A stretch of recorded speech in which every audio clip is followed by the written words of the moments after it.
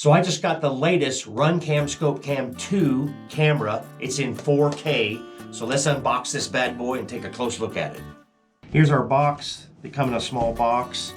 Here on the back it says 4K. Unfortunately, unboxing this isn't very exciting. There's not a whole lot in here. Get your user manual, says 4K on it.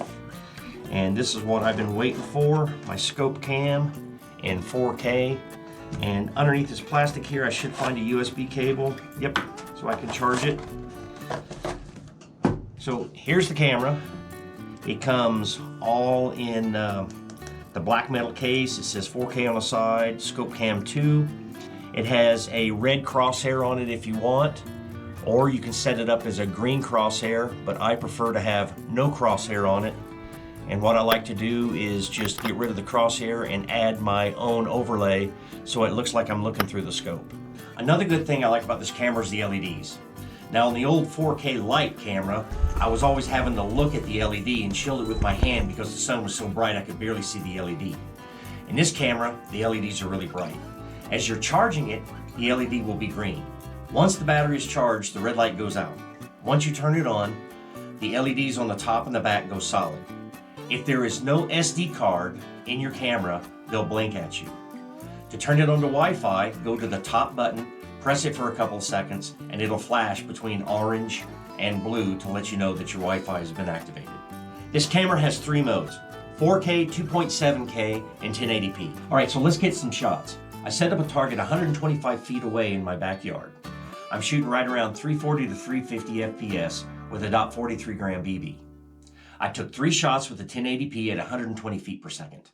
And you can see the video looks pretty decent. That's because YouTube will only show 1080p video. Now, if I increase the magnification 150% and slow it down to half speed, it still looks pretty good. The only problem is you're not seeing 1080p anymore. Even though the video may see 1080p, you've increased the magnification, you're not seeing 1080p anymore. Another thing, when I slow the video speed down to half speed, instead of 120 frames per second, it's now showing at 60 frames per second. And that actually becomes a big deal with a 1080p camera. Now here's 3 shots with the camera set at 2.7K, normal speed. That's at 60 frames per second. Once I increase the magnification 120% and slow it down to half speed, what happens is I'm now showing the video at 30 frames per second, but it's still 1080p. Even though I've zoomed in 2.7K, it still has enough resolution so that you see it at 1080p here on YouTube. And finally, here's the 4K video. Here's the problem. Since YouTube can only display 1080p to you, you will never see this video in 4K. What's nice about the 4K and 2.7K is when I magnify my shots at 150% like I normally do, and I slow it down to half speed, the shots are still in 1080p. But the only problem is with 4K, since it only shoots at 30 frames per second, you're only going to see 15 frames per second when I slow it down to half speed. Now if I increase the magnification a little bit and slow it down to like quarter speed here, you can see the video becomes choppy. Okay, so what's the problem? Why can't this little RunCam ScopeCam 2 4K scan 4K video at 120 frames per second? The problem is the processor itself inside the camera. It can only work so fast. 4K video is 4 times the size as 1080p video. So what this camera is doing is actually taking a picture, taking another picture, and taking another picture. At 4K, it's taking 30 pictures a second. It has to process all of those pixels.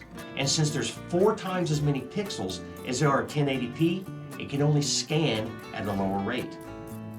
So are there cameras out there that can scan 4K video at 120 frames per second? Absolutely, but you're gonna pay thousands upon thousands of dollars for them. For this particular camera here, I paid $189.90 for it. With postage, about 200 bucks. But if you wanted to have a higher end camera, sure, you could pay for it. You're gonna pay a lot for it. That's not something I wanna take out on the airsoft field. Let's look at some airsoft gameplay footage. This first footage here is in 4K at 30 frames per second, and I'm playing at the Battlegrounds in Tooele, Utah. Here's some of the shots I made with the camera.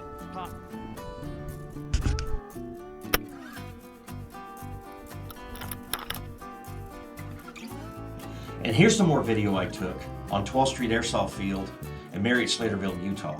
It's 2.7K at 60 frames per second.